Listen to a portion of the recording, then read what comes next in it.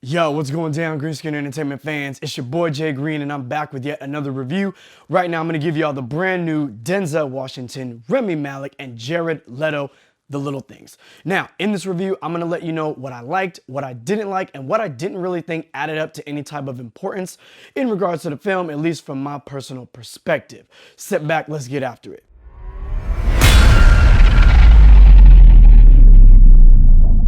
Now, for everybody out there who has no idea what The Little Things is all about, we're basically following an aging detective in Denzel Washington.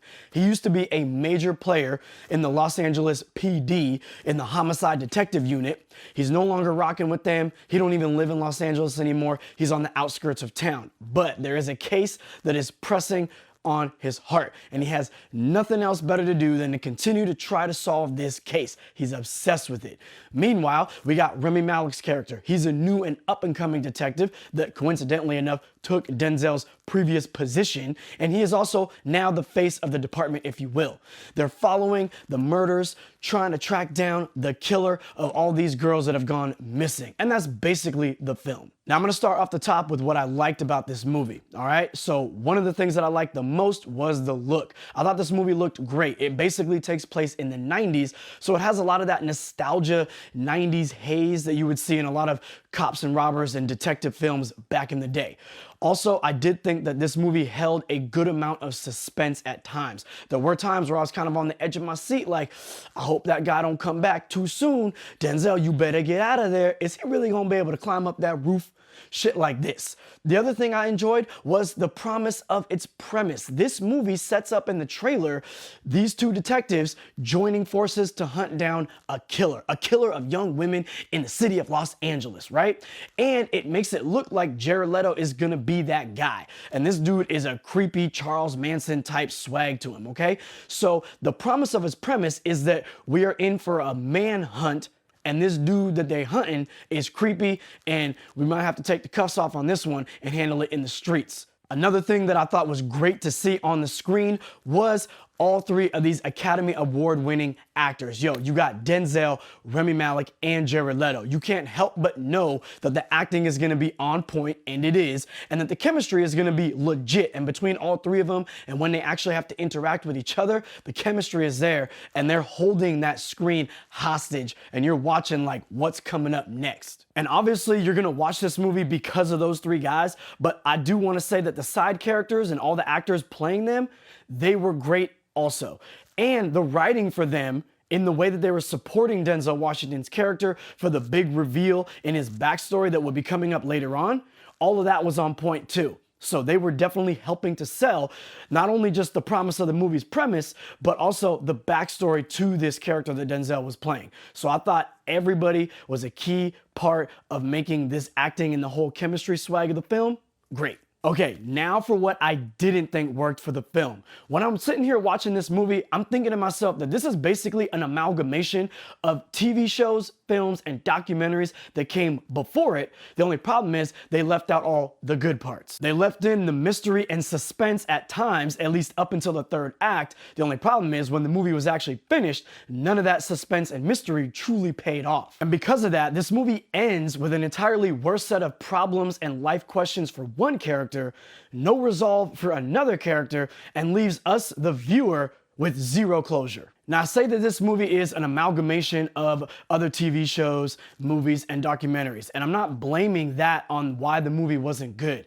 What it is a lot of movies do that, but you have to make it your own. I've said it before and I'm gonna say it again. If you don't make certain tropes and certain cliches in these detective and cop movies and stuff like that your own, then we're not seeing anything new that we can latch onto. And if you don't build out your characters to the point where we actually have something to root for them, then we don't end up rooting for them throughout the film. And then you're now relying on your story and your plot solely to sell why we're sitting here entertained. And this movie failed to make that happen. So who is this movie really for? Who should be the person watching this? I don't know. Maybe one of my aunts, possibly my grandma.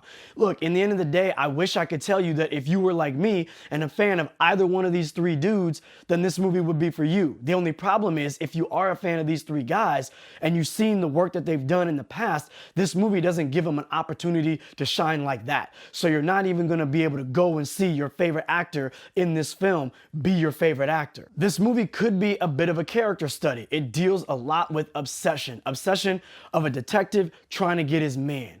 The only problem is that detective is being played by the one and only Denzel Washington. This man is amazing, and the best that the director or whoever was coaching him up could tell him to do throughout the entire film to sell that obsession and everything that he's gone through in his life because of this case and these murders is just to look sad and pouty like Eeyore from Winnie the Pooh throughout the entire film. That's it. Now, me personally, I like a movie that is a bit of a character study, okay? If you look at a movie like Insomnia, 1 Hour Photo, or a movie like Joker, those are character type study films. Now, while I was watching this, I had a lot of time to think.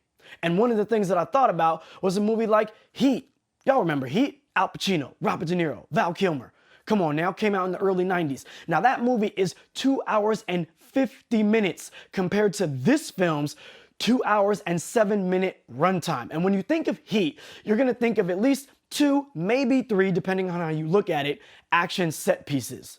The beginning, somewhere towards the end, and then the very, very end when it's that cat and mouse chase between Pacino and De Niro. But when you also think of that movie, you think of amazing character development, backstory, dialogue, detective work throughout the better portion of that 2 hour and 50-minute runtime. And that movie is not boring at all. This movie is significantly more draining, tedious, poorly written, leading to nowhere, and with no closure. So again, it is possible for an obsession type movie, for a character study type film to be completely engaging, riveting, and action packed. But even though this movie is called The Little Things, they failed to put in those little things that would have made this movie great. All right, fam, well, you made it to the end of this video, and if you can't tell by now, I can't really recommend this film. For me, it was a little too boring. It drug on at times. It didn't really fulfill the promise of its premise. It took way too many different tropes and ideas from other films, didn't make them its own unique thing. And then when the major backstory to one of the main characters in the film is delivered finally to us towards the end of the movie, it's just kind of thrown out there and there's really nothing else that goes with it. Left me with no closure and not really much to root for and an extremely ambiguous ending. Yo, wasn't really feeling this one, y'all. Hate to be hard on it, but it is what it is. In the end of the day, if you haven't yet given me a like and a subscribe, I hope you like this review more than I like this movie. So hook me up with that like and with that subscribe. Until next week, ya homie, I'm out.